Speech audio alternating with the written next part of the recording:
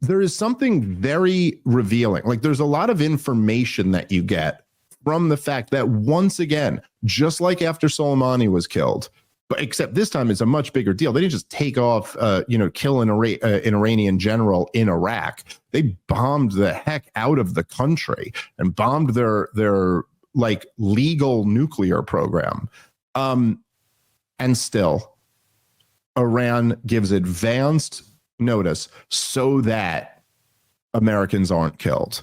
Now, I'm sorry, but that tells you something about that regime. And it really, really undercuts the entire neocon premise for why we have to be in a conflict with Iran to begin with.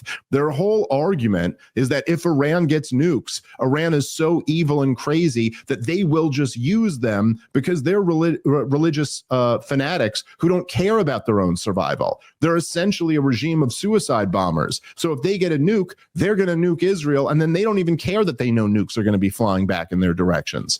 That foundational claim to this entire conflict is just been so tremendously weakened at this point. Because you're telling me that these are suicidal maniacs, but even when their country has been attacked, in a war of aggression, even when they've been attacked, they still don't want it. Which is what this is consistent with everything Iran has done for the last 25 years. They do not want it. They don't, and for very obvious reasons. Of course, they don't want to actually end up killing Americans, because if they did kill a bunch of Americans, what do you think Donald Trump's response to that would have been? It would have been total destruction of the country and that catastrophe that we were talking about. But it's a catastrophe first and foremost for the mullahs.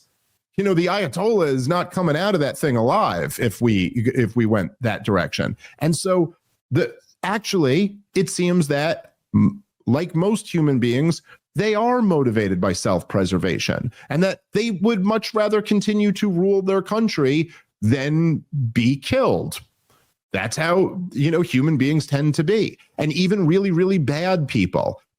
Joseph Stalin had nuclear weapons and Mao Zedong had nuclear weapons. These are amongst the most evil human beings who have ever lived. But they didn't just go and nuke another country for no reason, because even they knew that if they did that, nukes would be flying back at them and then they would die. And they did not wish to die. They wished to rule.